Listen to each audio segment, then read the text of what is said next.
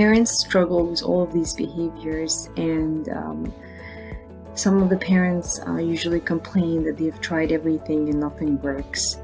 They are exhausted. They don't know what to do. They don't know when these behaviors going to stop. Some of the kids that are engaging in behaviors like these are sometimes not diagnosed with any mental or developmental disorder.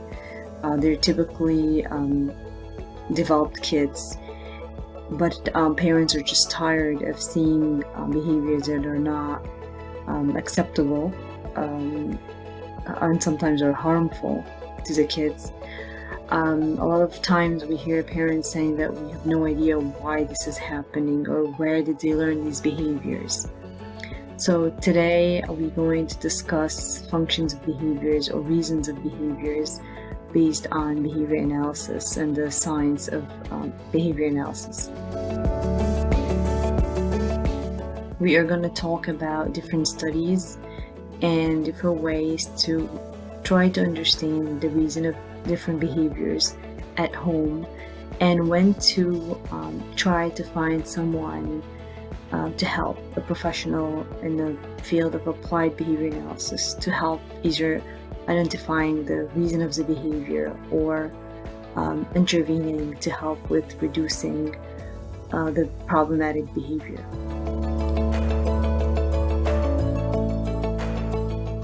So the first thing we need to know when we talk about behavior is what exactly we're trying to say when we say the word behavior. A lot of parents will come and say, my kid is very stubborn, very aggressive, doesn't listen, whiny, angry, does whatever he wants. However, this is not what we call behavior when we discuss behavior analysis. When you mention that your kid is stubborn, that doesn't really tell me much. I could take it as he's stubborn, he doesn't listen at all, or he says no and then he does it, or he says yes, sure, I will do it, and then he doesn't do it. Aggressive, I could interpret this as your kid is very aggressive, physically aggressive. He hits other kids, he hits his siblings. I could also take it as he could be verbally aggressive towards other students in his classroom or towards his teacher. The same thing with the other descriptions, doesn't listen, whiny, angry, does whatever he wants. It doesn't really tell me much about his behaviors or her behaviors. And therefore, it's really hard for me to measure what's happening in order to help the child reduce from the behavior, or help you as a parent to deal with the behavior when it happens. So in behavior analysis, when we say behavior, we mean something that can be measured and observed. So for example, if there are 2 or 3 people in the same room watching the same child, they all can say that they see him under the bed. And I'm sure if there are 2 or 3 people in the same room looking at the same child, they would not really disagree on what they're seeing. And that's when we say that's a behavior. The behavior is going under the bed, eating paper, kicking his sister in the stomach, running in the supermarket, spitting, hitting his head against the wall. These are all very measurable and observable behavior. If everyone in the room has a watch and we decided to all time the kid or the student who's going under the desk or under the bed, and we watch him for the same amount of time, and decide how long this student was under the desk, I'm sure if the 3 of us are in the same room, we will conclude that he was there for 15-20 minutes. We would not have huge discrepancy where somebody's going to say, oh, he was under the bed only for 1 minute, and the other one would say, oh, he was there for maybe 25 minutes. So behavior is something that we have to be able to see with our own eyes, observe, and measure. When I say measure, meaning I could tell how many times it happened, I could tell how long did it last for. I could say how it happened, after what exactly, like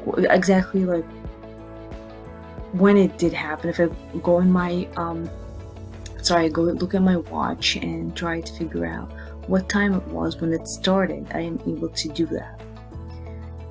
So when we talk about behavior, we have to be very precise. We have to write it in a complete sentence, and try as much as we can to elaborate and be detailed, to be able to write a good definition of the behavior.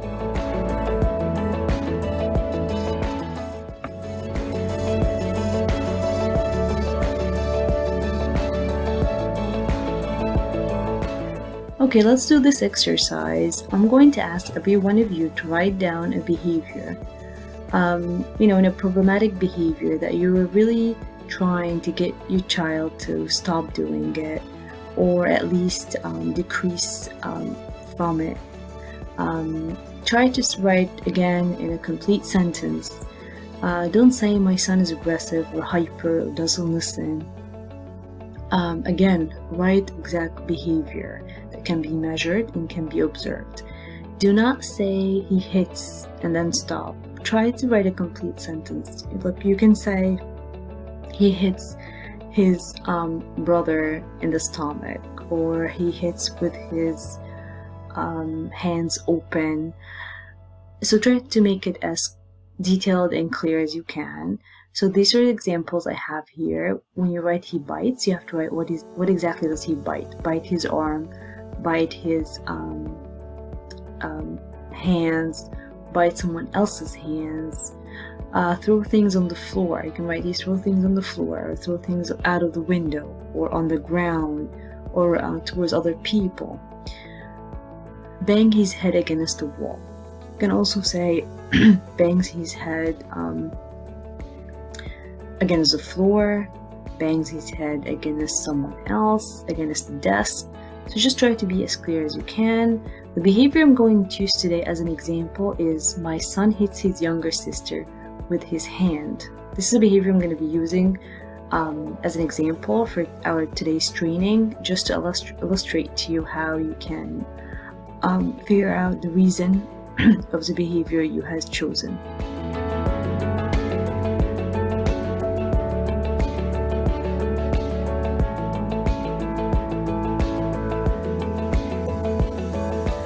Well, before we go into the reasons of behavior, there's a few things that we need to understand about behaviors. So behavior has a reason, behavior has a pattern, and if there's a reason to every behavior and there's a pattern, it's really predictable. And if it's predictable, it can be prevented. This is coming from a lecture by Dr. Timothy Ballmer on behavior and how to prevent it. And behavior analysis believes that every behavior has reason, and there's 4 functions of behavior we will talk about. And every behavior that happens has some kind of reason or some kind of function, and it usually falls under one of the 4 functions we will talk about. Behavior also has a pattern. So you would see that behavior can happen at certain time of day. It could happen in certain situations or after certain situations. It could happen in specific days of the week, specific places. Sometimes we say, no, it doesn't happen because of any reason. It's out of the blue. Nothing changed. Everybody was sitting around him. We were all doing the same thing. No one spoke to him. There was nothing going on in the environment. And then he just started to cry, and we had no idea what happened. It's true that sometimes the reason of the behavior is not obvious to us, but every behavior has a reason, and sometimes we just don't know what is the reason. And that's why we need to measure it and try to observe it and collect data on it to be able to understand it better. So not every behavior is so obvious to us, or the reason is sometimes very vague when we just look at it. But when we collect data, or when we try to see a pattern, it's easy to predict it and then prevent it. Sometimes we see parents who complain about certain behaviors, and it's very interesting to see that a parent will come and say, oh my god, look, he's gonna do it now. Oh my god, he's gonna start breaking something. Oh, he's gonna start crying now. So he knows that it's going to happen, and probably he saw the behavior so many times before that now it's so obvious to him that's going to happen. So it is predictable and preventable because it has a reason, it has a pattern.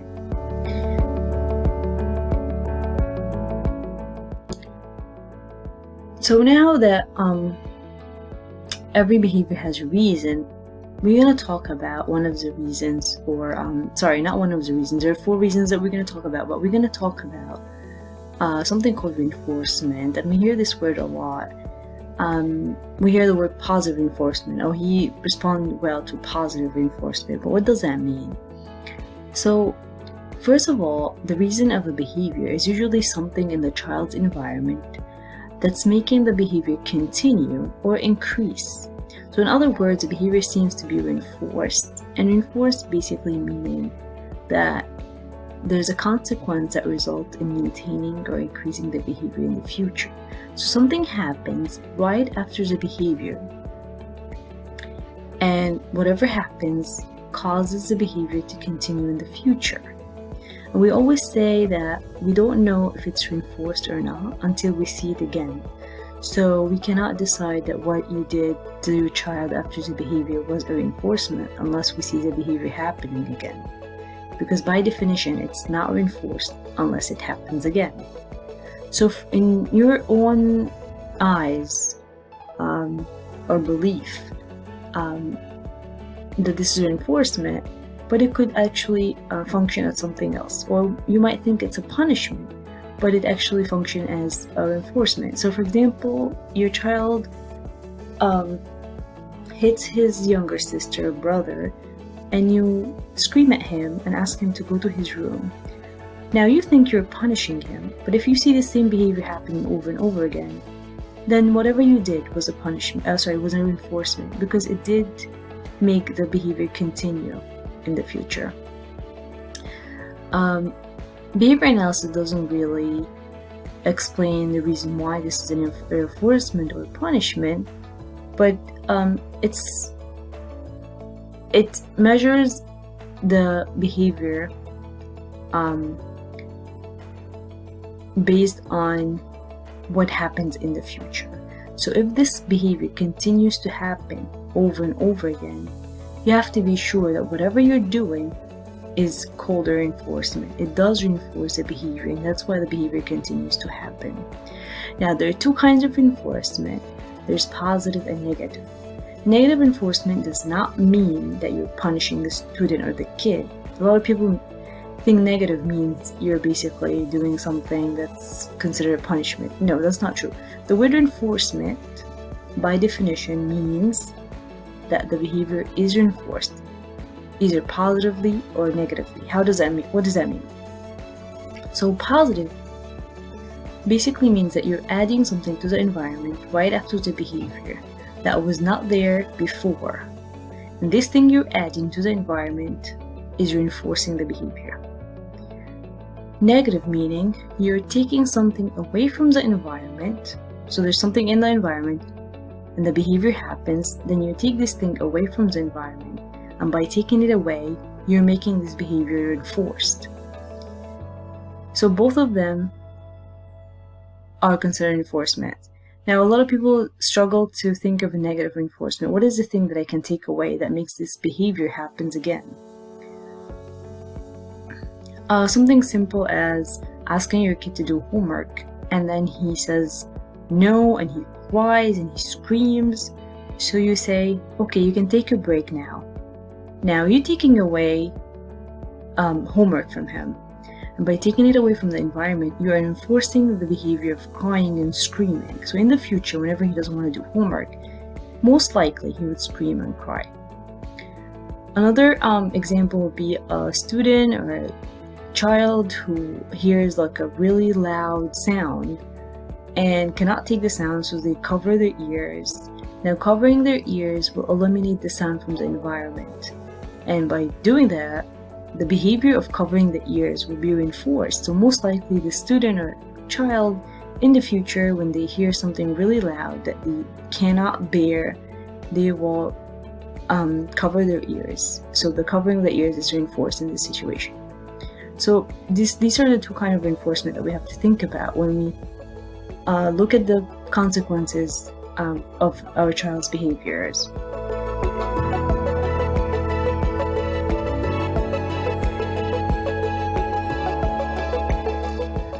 These are 15 examples of things that could happen right after behavior. So I came up with these 15 things just as an example or different examples of how we should look at consequences. So what I want you to do now is, whatever you chose as a behavior, think about this behavior and try to choose from these 15 things the things that are that happens right after the behavior. So the first one says that you say no to your child, and second, it says you run to him, you carry him, you yell at him, maybe others talk, yell, or look at him. Maybe you give him a break right after the behavior. Maybe you take away things from him. Ask him to go to his room. You ask someone else to take care of him. You give him what he wants. You take him outside. You give him a toy. You give him water. You leave him alone, or you give him something else to do. So these are the 15 choices. You can choose, of course, more than one. You can choose 2, 3, 4, whatever happens after the behavior that you chose at the beginning. Think about what happens right after his behavior and choose the things that happen.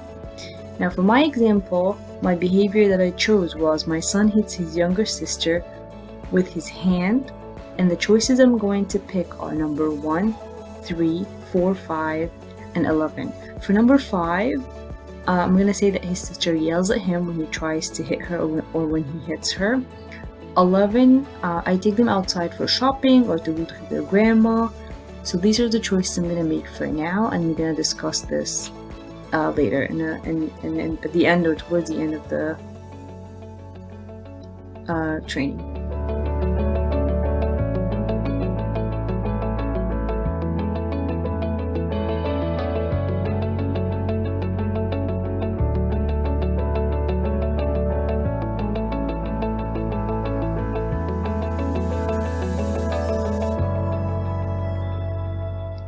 So these are the 4 functions of behavior or reasons of behavior: attention, tangible, escape, and automatic.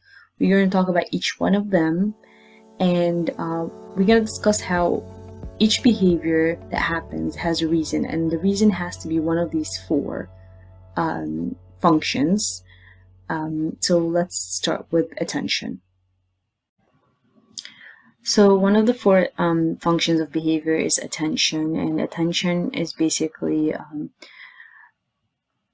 when a behavior happens and it's being reinforced by some kind of attention. It could be from an adult, from a peer, from any person around. So it's a behavior that's being reinforced by attention, and it's this function is socially mediated, which means it involves another person. So if you're alone and in a room or in a place and there's no one around you, there's no way the reason of your behavior is attention, because it does require someone else to be in your environment and for this other person to provide attention.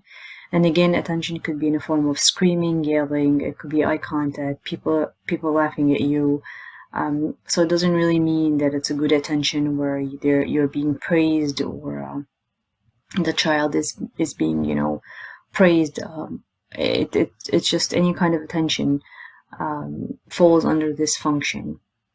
This is a video. It just shows us how every time the kids scream, he gets attention of the other person, and you would see that the more attention he gets, the louder he becomes.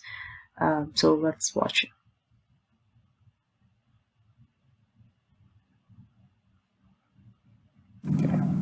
All right, Bella, have a seat in the chair. can play with this camera.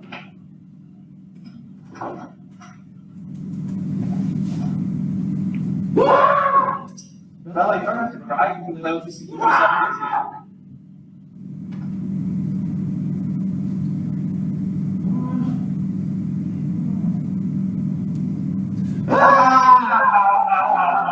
Bella, remember you can play with this.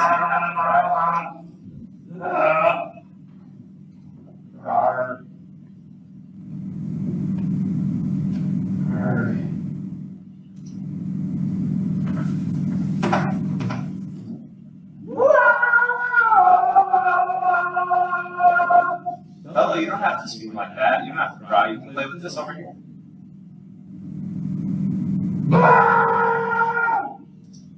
Bella, you don't have to cry. You can play with this.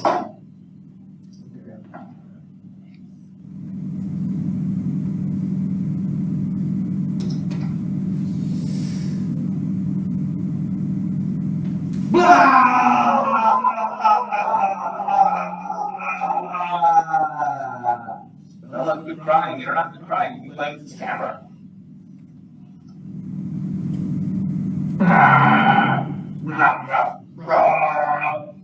Bella, stop crying. You can play with this over here.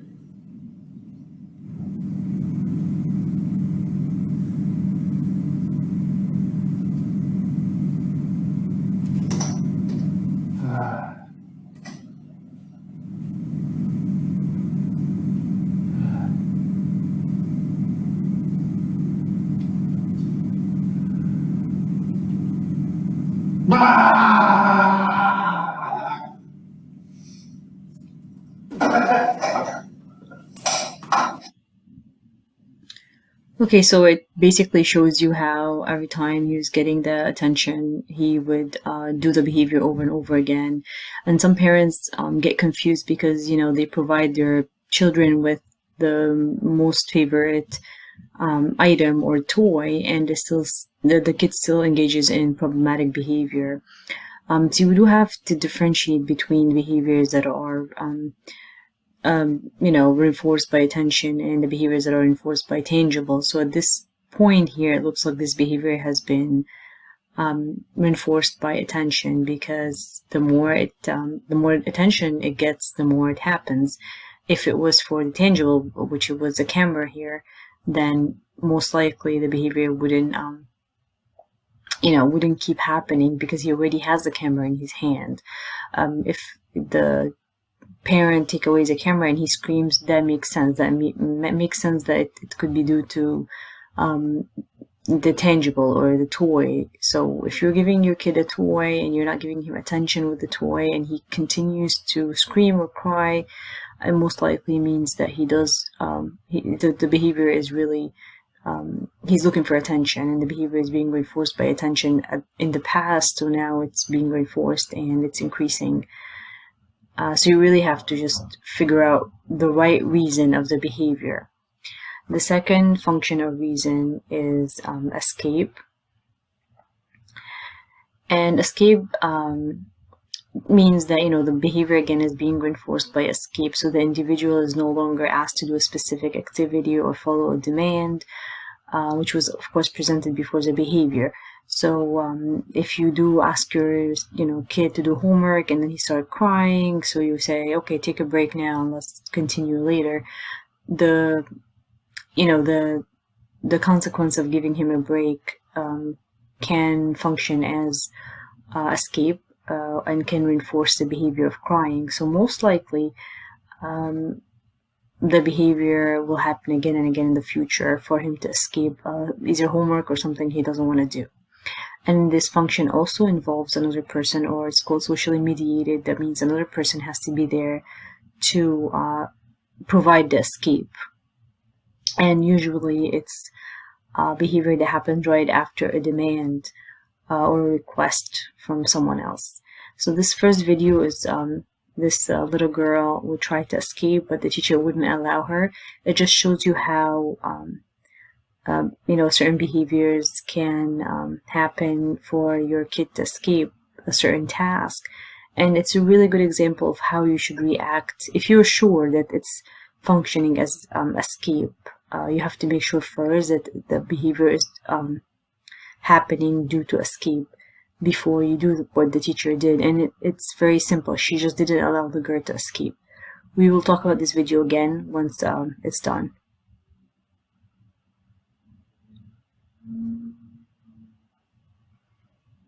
Ready? Ready to make some pictures? Ready? Look. We have two. Which one says... Wait a second! I have a question! Do you want to play with the stickers and the food? Yes? Over there, the pizza? No? What do you want to do? You want to play with your baby? Look. You show me our schedule. What did you pick? What did you pick? Uh-oh, it fell off. We're all done with ABC. What are we going to do? ABC is all done?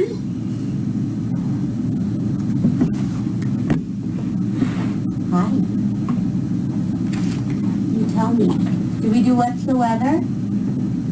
No, we didn't. What did we do? Oh, spoon. Oh, what? Oh, you see a spoon over there? You want to play with that? You do? You want to pick it up and look at the art book? Yes? Okay, great. Me too. Look, we were all done with ABC, right? So that was all done? Now what is it time for? Work. Work? And then you're going to play with the markers and we can get the spoon and the chicken? No. Right? Okay. So you're going to fix your chair? No. Yeah, you need to pick it up. Do you want to do it or should I help you? No. Yeah, it's time for working. So when you're ready, you'll sit down. Felicity. Hi. When your time for work, you'll sit down. Okay? You ready? Do you want to pick up the chair or should I do it? Oh, okay, great. I'm glad you're choosing to do it all by yourself. Good. Oh, thank you. You're showing me you're ready. You're picking up the chair. You're going to have a little seat. Now you're ready. Good. We're going to do a little work and then you get to play with the markers, right? All right. Ready? Which one says Felicity? That does say Felicity. And this one... Okay, so the teacher didn't allow her to escape, so she did not reinforce the behavior of getting off the chair and trying to run away. She blocked her and then she redirected her to do work. It looks like this girl was not really reinforced, the behavior, I'm sorry, was not reinforced in the past because it was so easy to get her back to work. And usually if, the behavior has been reinforced so many times before, it would be very hard to get her back to work, and you would see maybe aggression, or she might scream louder, throw herself on the floor, because you're blocking or you're not reinforcing something that has been reinforced before. And sometimes we see this reaction from kids if you've been reinforcing them for so long and now you're trying to reduce reinforcement. You most likely will see some outburst, and we do deal with that, and we call it extinction burst, and it's normal. But based on this video, it looks like this girl was not really reinforced when it comes to escape, and the behavior that you saw was not really something that has been reinforced in the past, or even if it wasn't for too long, or maybe with this specific teacher it was not reinforced. So now she knows that that there's no way to escape, so she's going to go back to work so she can get her reinforcement later, which seems to be some kind of activity that she likes, or some toys. The second video just shows us how every time this kid cries, his teacher give him a break. So he is reinforcing the behavior of screaming, and you'll see how at the beginning he was doing some work, but toward the end he stopped doing work and he was just engaging in the problematic behavior to get the break.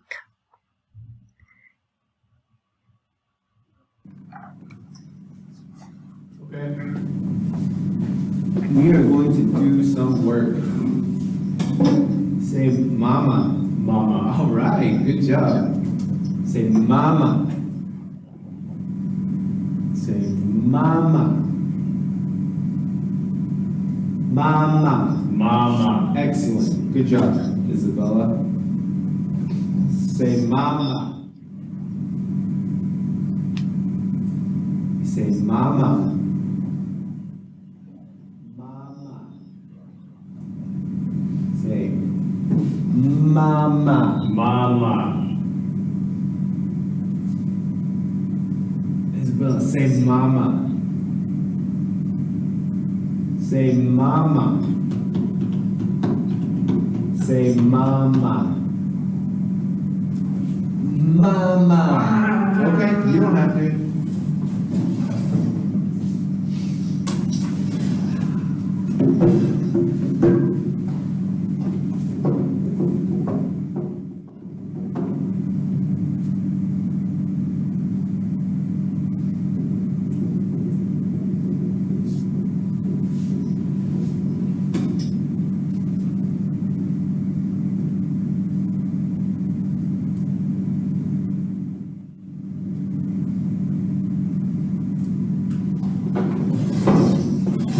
Okay, Isabella, say mama.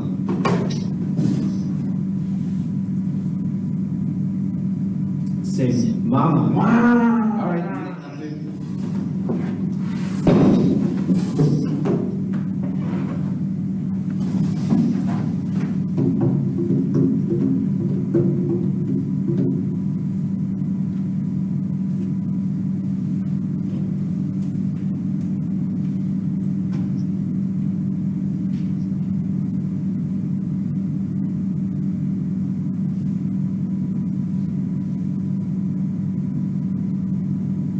We have 2 minutes.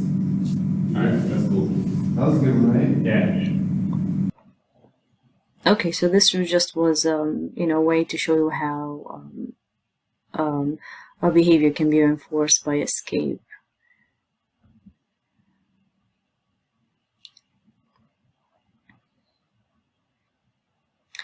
The third function here is tangible, and it's pretty simple. It means that your behavior is being reinforced by an object that you like or an activity, and it could be that you're providing your child with food, candy, or computer activities, something that he really likes to do. And this function is also socially mediated, which means that some other person has to be providing the reinforcement. So this video here shows 2 ways of how parent can handle a situation. And the first one, it shows that the hitting behavior was reinforced by the iPad. And the second time, or the second condition, they show how you're not supposed to reinforce the hitting by giving any items. So let's see what happens.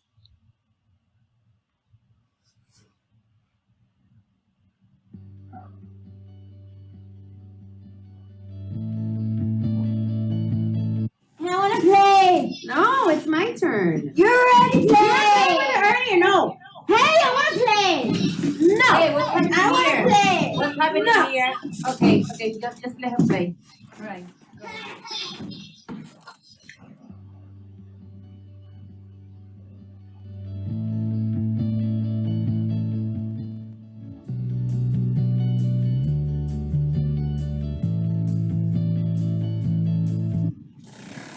Hey, I want to play now. You ready to No, play? no. My turn. My No, turn. no, My it's not happening turn. here. My turn. Okay, She keeps you know- saying me, Mom. All right, Maria. My turn. Go to your room. Okay, you cannot play right now with iPad. You gotta wait. All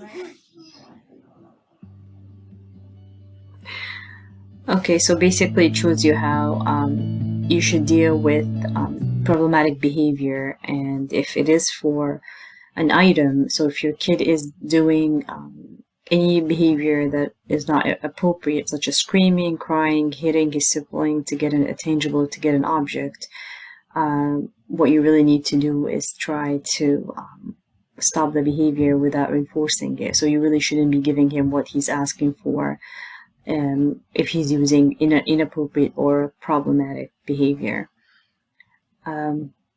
Here's a second video where they're showing us how every time the kid screams, he gets the item that he wants, which is a camera. And at the beginning, he was able to wait for a few seconds or maybe a minute before he cries, but then towards the end, he started to scream every time the camera was taken away from him. So the reinforcement of the behavior caused the behavior to increase.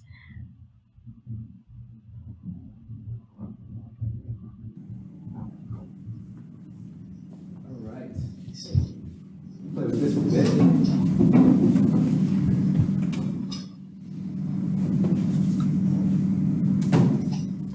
one, bit.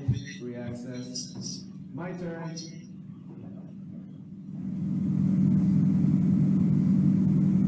Wow! All right, you can have that.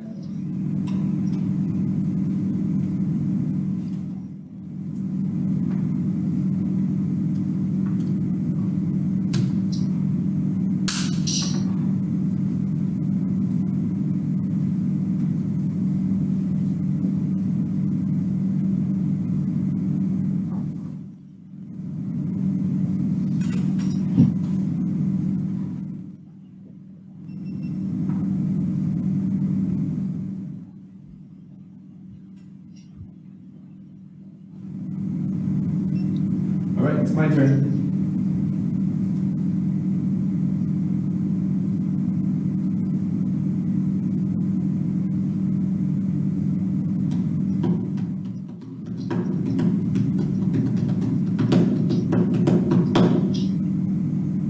Wow! You can have it back.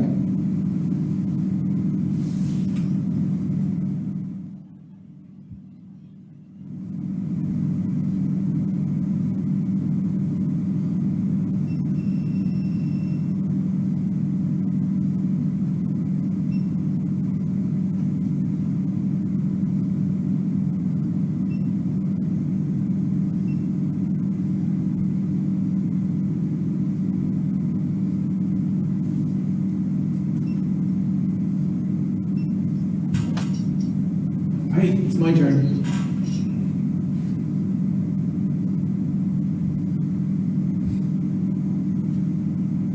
Wow. I'm back.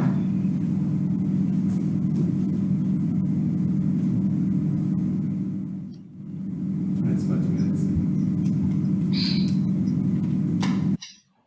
Okay, so this is a function of tangible, and it basically means that the behavior is reinforced by an item or an object, and that's why the problematic behavior or the inappropriate behavior continues to happen, because every time it happens, you reinforce your child by giving him a toy.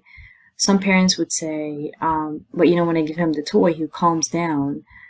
Yeah, it could be that you're calming your child down at this instant or second, but most likely in the future, this behavior of screaming or whatever the behavior is becomes a learned behavior, and this is the way he would try to get objects. So every time he needs something, he would scream because that's the only way he gets the item. Usually it's better to teach your child to request items in appropriate ways instead of screaming and crying, and then you really should shift your reinforcement to be given right after the appropriate behavior and not after the inappropriate behavior. So you would reduce from the screaming and increase from the requesting, verbal requesting. So the last function of behavior that we're going to talk about is automatic.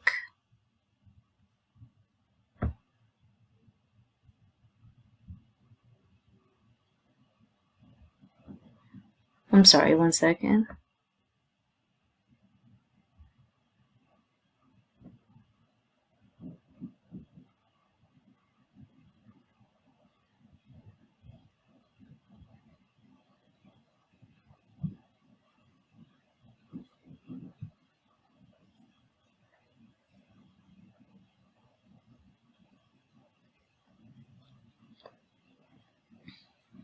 Okay.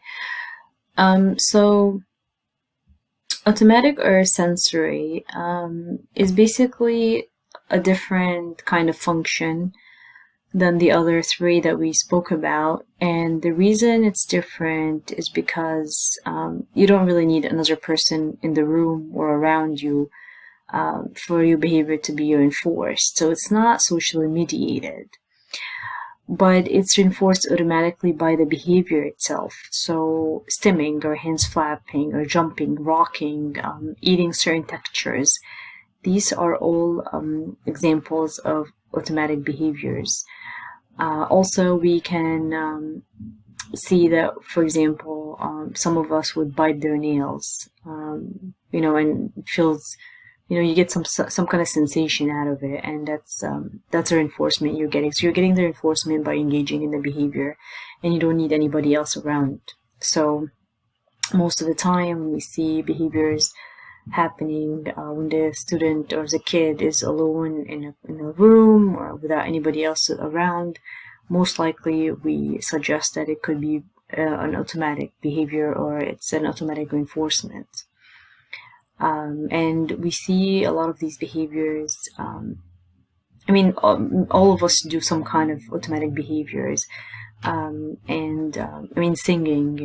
could be one of them, because there's no one around to give you attention. For example, if you're alone and you're singing, it could be automatic because you're being reinforced by hearing yourself or by singing, and there's no one around to give you attention. You're not trying to escape from anything. You're not trying to get an object. So, all of us do some kind of automatic behaviors, but we also see it a lot with kids who have autism, and they do have a lot of sensory needs, and that's why they do a lot of sensory behaviors, and it's being reinforced over and over again by the behavior itself. So what I'm mentioning is hands flapping, jumping, rocking, stimming. We call that stimming.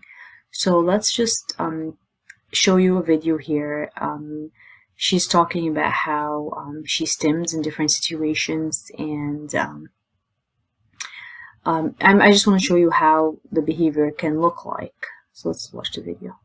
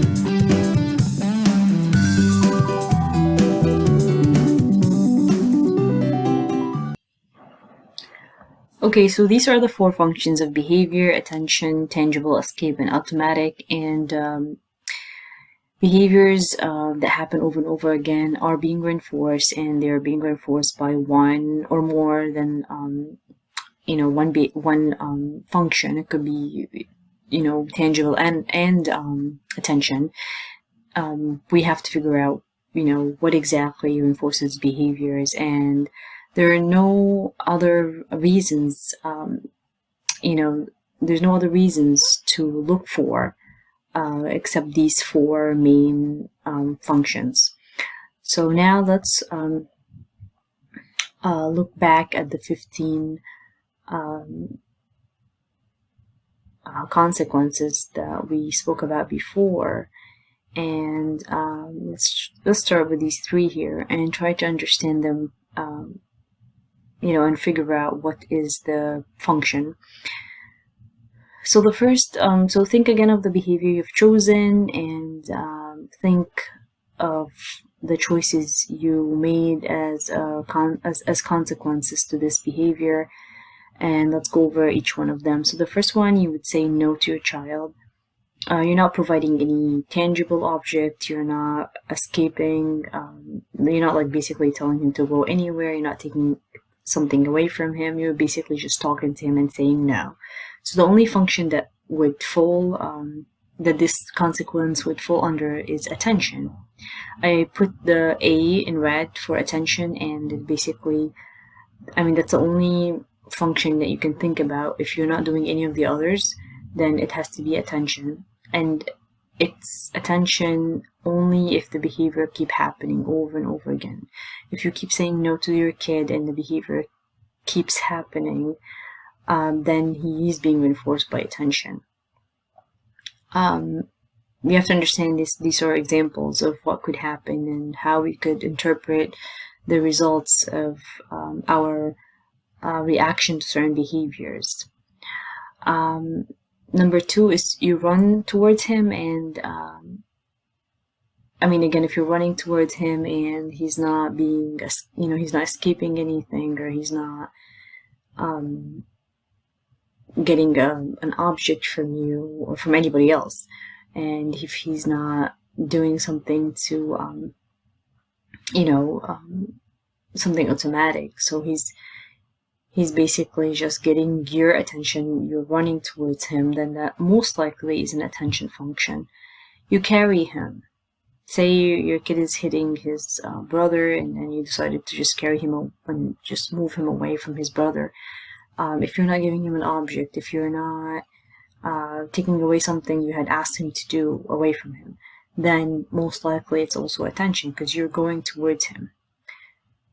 Okay, number four is you yell at him. It also falls under attention if nothing else is happening. If you're only yelling at him after the behavior, then most likely it's attention.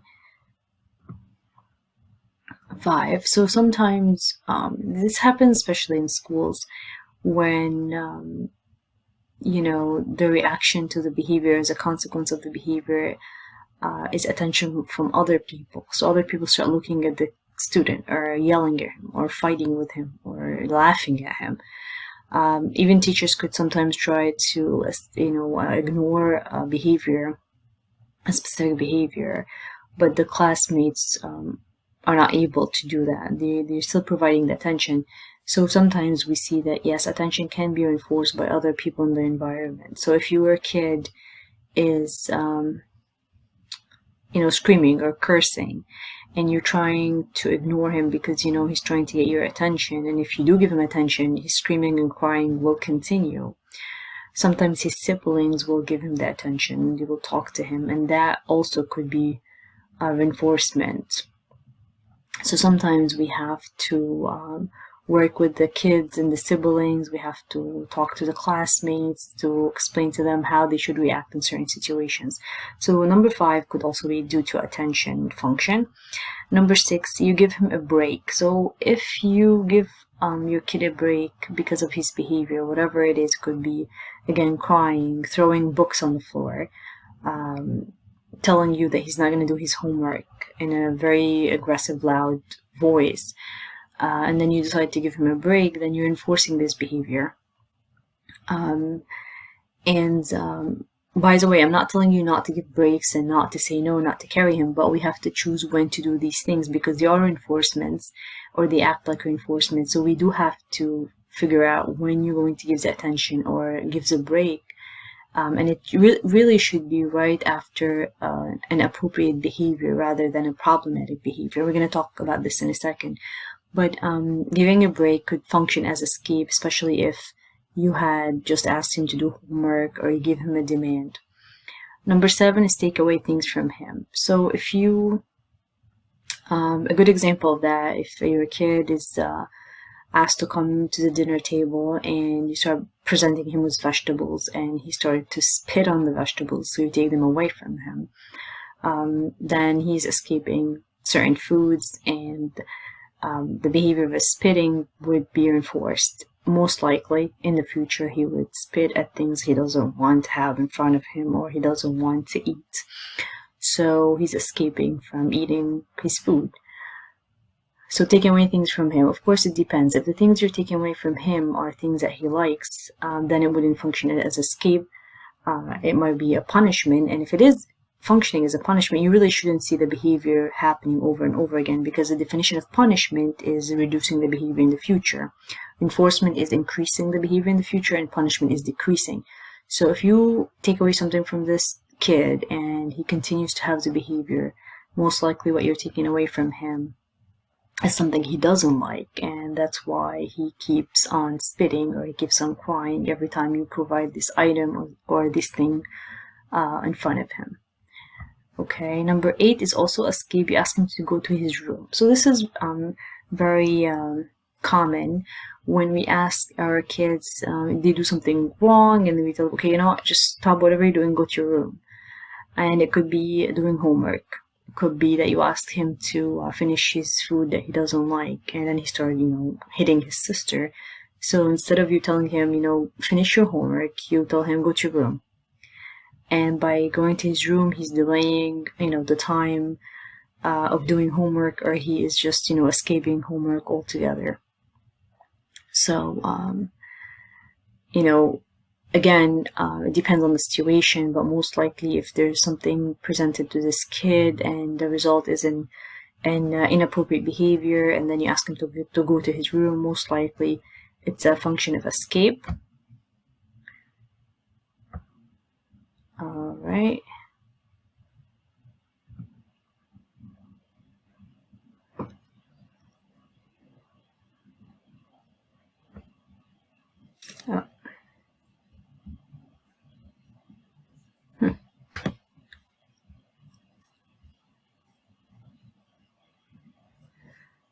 I'm so sorry. 1 second.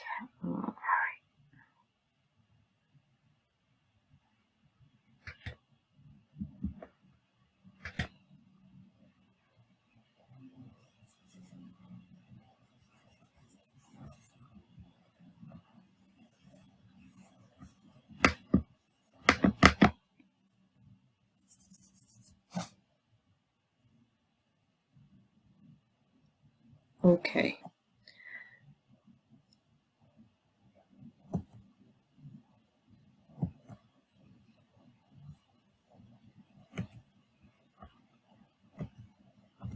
Okay, so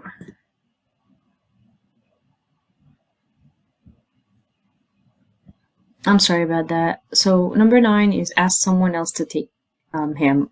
So if your kid is engaging in a very alarming behavior or something that you really cannot take anymore, so you decided to ask someone else to take your kid away and work with him.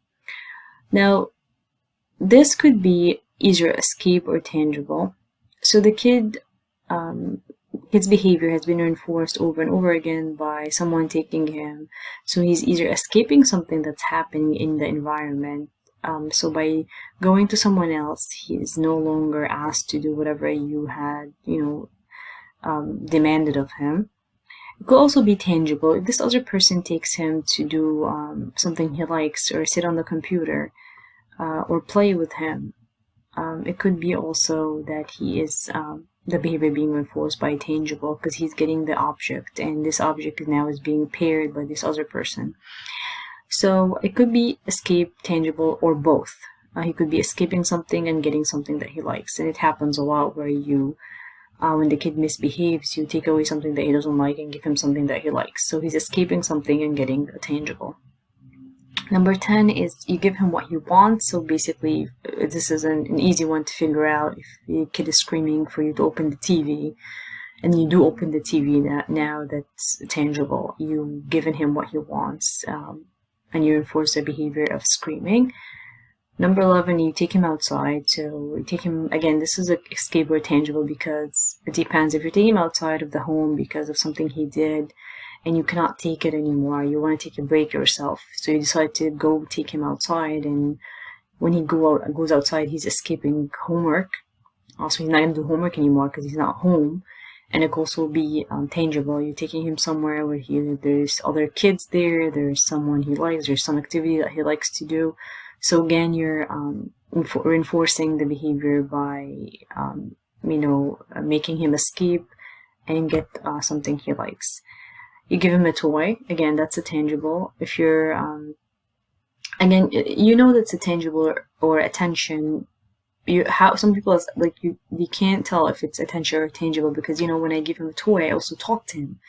So this is a little confusing to some people, but if you really try to ignore your kid while you're giving him the toy, so you're not going to make eye contact, you're not going to talk to him, you're just going to hand him a toy, then you should know that it's tangible because there's no attention given here. So again, if the behavior is, happening over and over again when you only give him the toy and not the attention, then you should know that it's really tangible. The function here is tangible.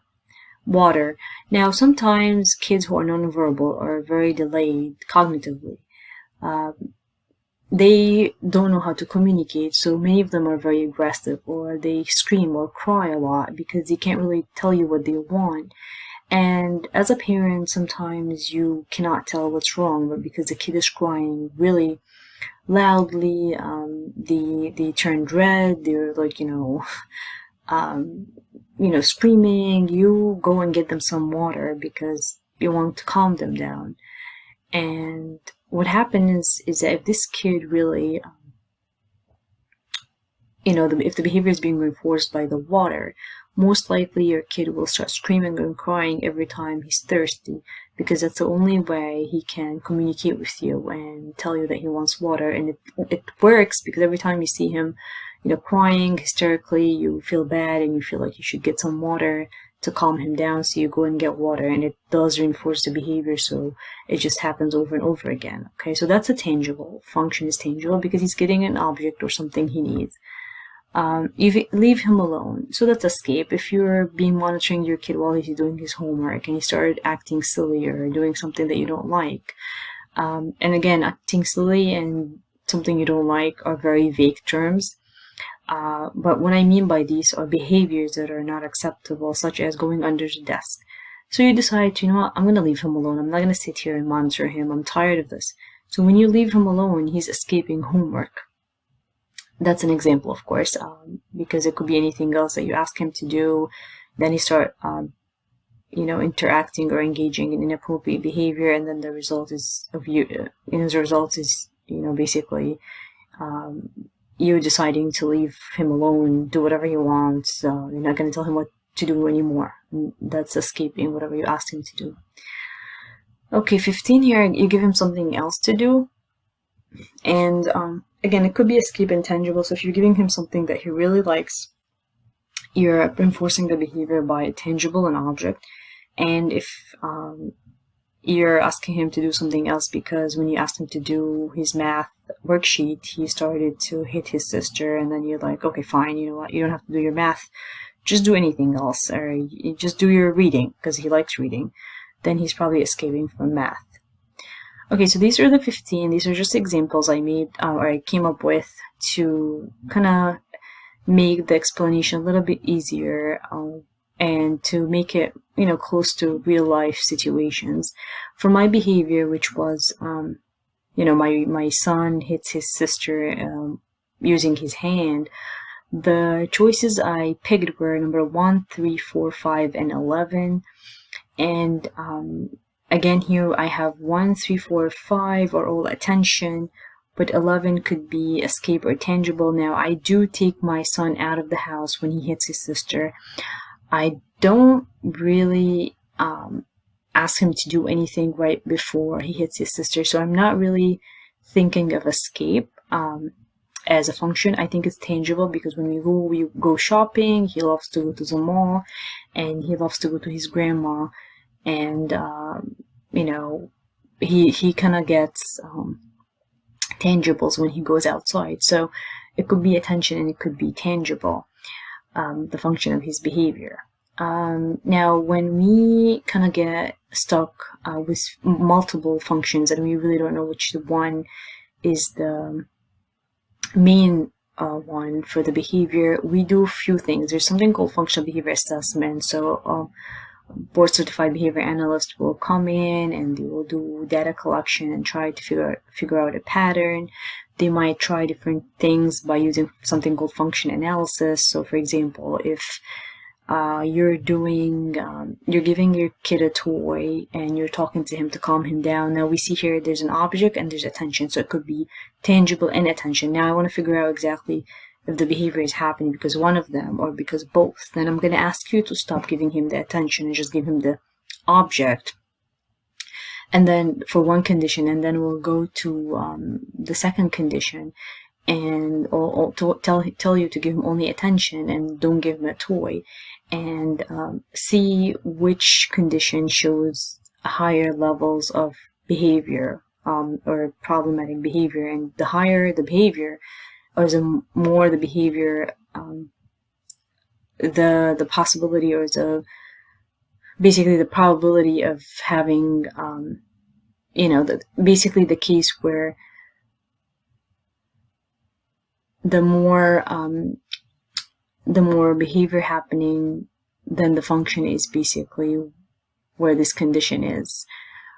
In other words, if the behavior is happening more in the attention condition, then it's attention, reinforced by attention. If it's happening more in the tangible condition, then the behavior is being reinforced by the object or the tangible. There's also some other thing we call FAST. It's a tool, or like an interview tool. It's called the Functional Assessment Screening Tool. It looks like this, and it's pretty simple. It just has some information about the child. It's an interview with the parent or the family member who knows the child very well, and just first ask you about, how would you rate the behavior? Is it mild? Is it, severe? It depends on, if it harms somebody, if it's just, doesn't harm anybody, but it's inappropriate. It asks you about the times it could happen more. When is the time when the behavior is least likely to happen, or is a situation where it really doesn't happen much? And then it asks you 16 questions here about the behavior, what happens after the behavior. It asks you if the behavior could happen if the kid is alone in a room. Because again, if it happens over and over again when no one is around, then it's not being reinforced by a socially mediated function, and it could be an automatic behavior. So all these questions are asked here, and then at the end, basically ask you to add all the answers and put the numbers here, and the highest number cannot tell you the function of the behavior. Is it socially mediated by attention or by tangibles? Is it socially mediated by escape from activities? Is it automatic? Or this one is also pain. So basically, if there's a medical condition, and say the kid keeps scratching his arm over and over again, and you didn't think that it was medical, or it's caused by pain or eczema, and you assume it's automatic and makes him feel good, but then you realize it was because he was very itchy, and it's not just because he feels good. I mean, it does make him feel good because it's reinforcing scratching is reinforcing when it comes to pain or itchiness. So this is important, because if we figure out that it's caused because of some kind of pain or medical issue, then really our intervention should be medical, and maybe he get medication or something to put on his skin to relieve the pain, so he wouldn't scratch himself until he bleeds. So this is a really cool tool. It's just a screening tool. Sometimes we do it at the beginning of the functional behavior assessment, just to get an idea of where we should focus and what function we should focus on. So I just wanted to show it to you. Okay, so now that you kind of know or have an idea of what's happening here,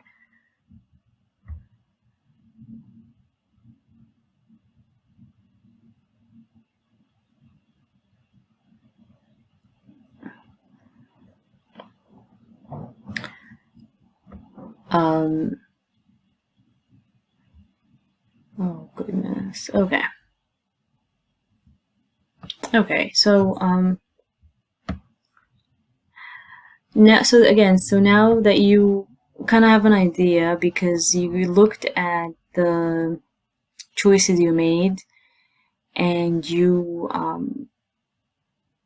kind of know now what is, the function. It could be attention, tangible. I didn't cover automatic in the 15 examples I gave because it's different than the first 3 functions, but I will cover it in my second part of the training.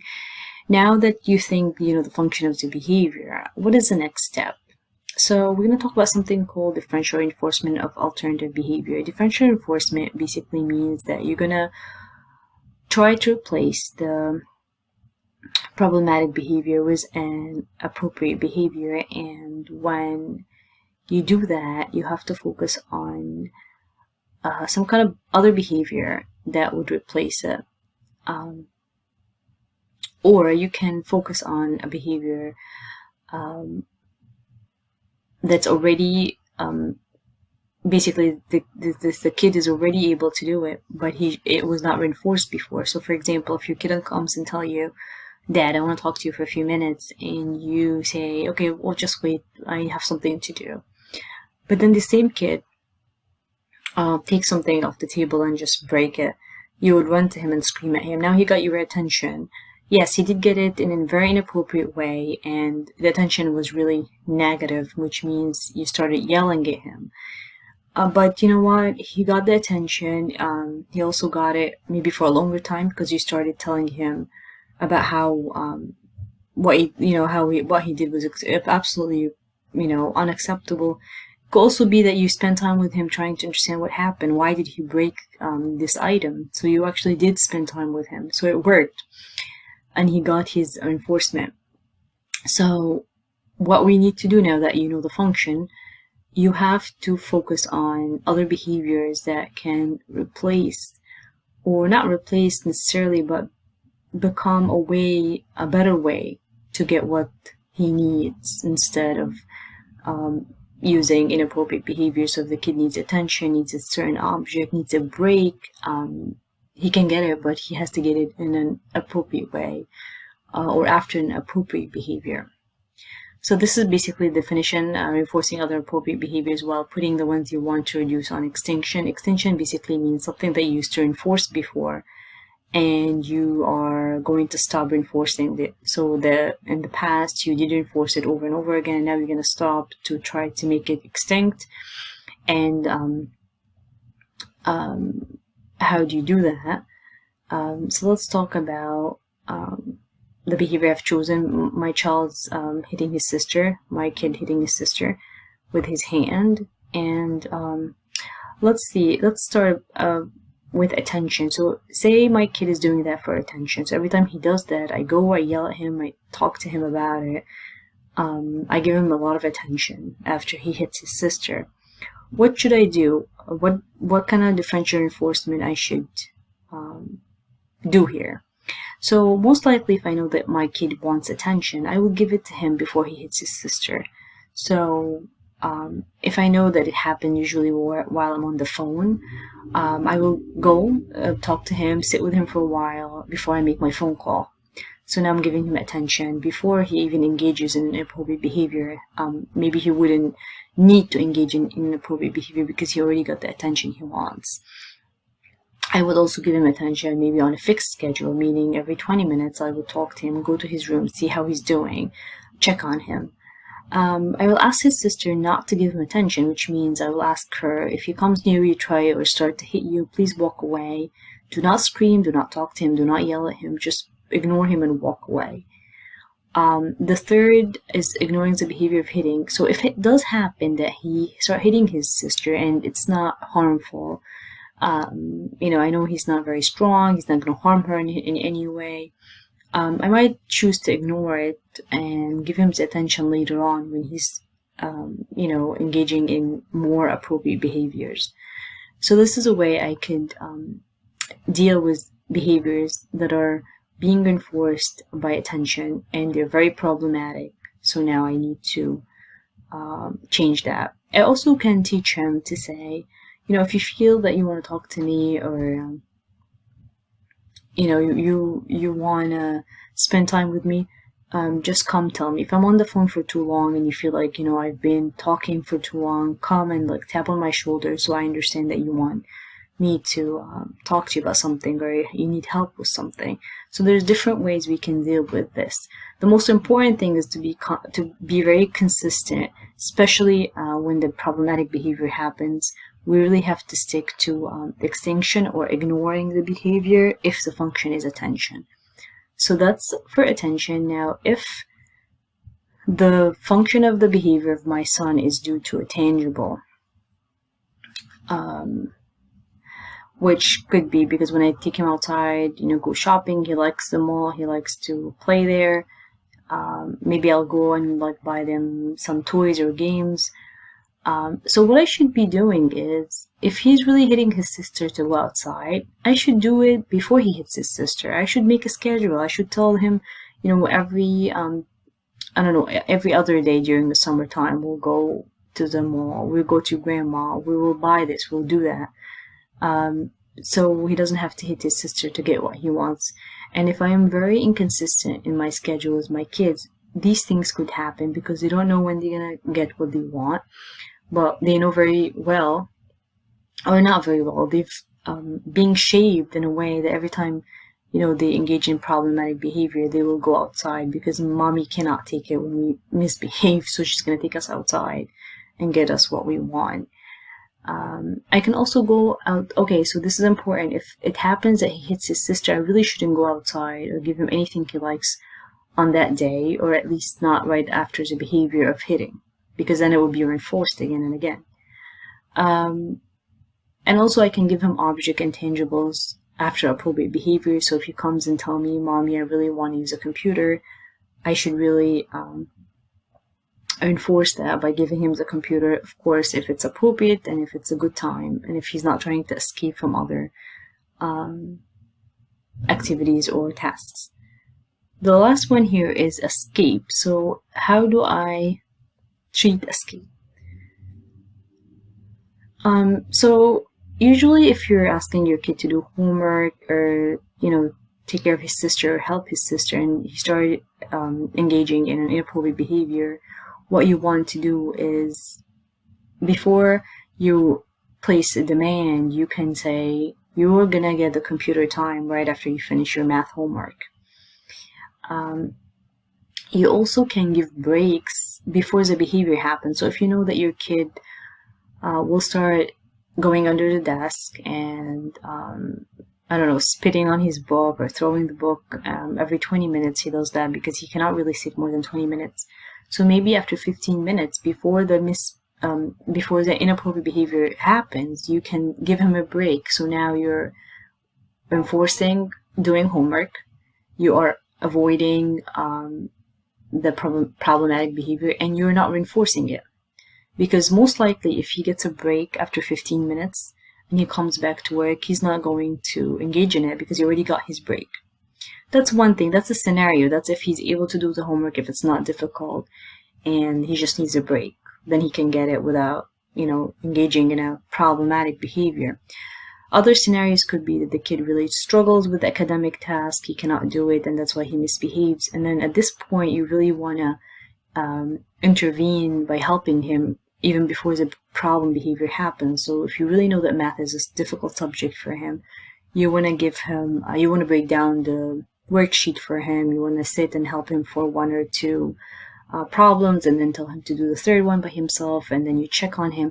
So you really have to intervene before the problem behavior happens, and it's also based on why the behavior is happening. If your kid is a little younger and he doesn't want to do work, he doesn't want to do homework, it's really important for you to show him the reinforcer in front of him. So you say, if you do this homework, I'll give you this toy, and you can have the toy ready on the table for him, out of reach, but inside, so he could see that it's there and he can use it after he finishes what you asked him to do. Of course, if the problematic behavior happens, like we saw in the video of the little girl trying to run away from work, you do not let it happen. You do not give a break if a problematic behavior happens. What you can do is ask him to continue, and then after he continues, maybe in 5 minutes, you can give him a break. As much as you can, do not give a break right after a problematic behavior, because it's going to reinforce it if it's up for escape. So you're going to have to ask him to continue the task, and never give a break right after an inappropriate behavior. What you can do, though, when you continue to ask for the demand or the homework to be finished, you can provide help. So the help would most likely let the kid sit and do some more work with you, because he's struggling, or his attention span is not as long, and he really needs help, needs somebody to refocus him, and that's okay. You can do all these things if you know that he needs it. And we're going to talk in the second part of this training about skill deficiency and performance deficiency, and when to help with demand and when not to, based on if this kid is really not doing it because he doesn't know how, or he doesn't want to do it. So it's really a huge difference when a kid cannot do it and a kid who does not want to do it but he's able to. Okay, so we're going to talk about this. Okay, thank you for watching. There's a second part to this training, and again, I'm going to talk about automatic reinforcement as a function of behavior in more detail. We're going to talk about skill deficiency versus performance deficiency. And I just want to end this training by saying that as parents, you're capable of helping your kids in your homes, because there are 2 studies that were done. One is a little old, it's from 1990, and they did use parents to do functional behavior assessment, and there were 4 conditions. One where the parents were giving a lot of attention, one where they were giving tangibles, and one they were providing escape whenever the problematic behavior happens. And then the alone condition, when the kid is left alone in a room to see if the behavior happens. And it showed that parents can really play a huge role in helping their kids and understanding the reasons of their behaviors. The other study was done in 2019, and it basically focused on parent training via telehealth, and they found a lot of kids from different parts of the world who needed training, mainly verbal communication, and therapists were able to train them on the internet using translators, and it did work, and many of the kids improved a lot, and they were able to parents were able to teach their kids new behaviors that they didn't have from before. So you have to understand, as parent, you have a lot to do for your kid when it comes to behaviors and teaching new behaviors and understanding reasons of behaviors. So these are the resources I've used in my training. Feel free to, of course, go in and check them out. And if you have any questions, you can email me at hadiraba@gmail.com. Thank you for watching.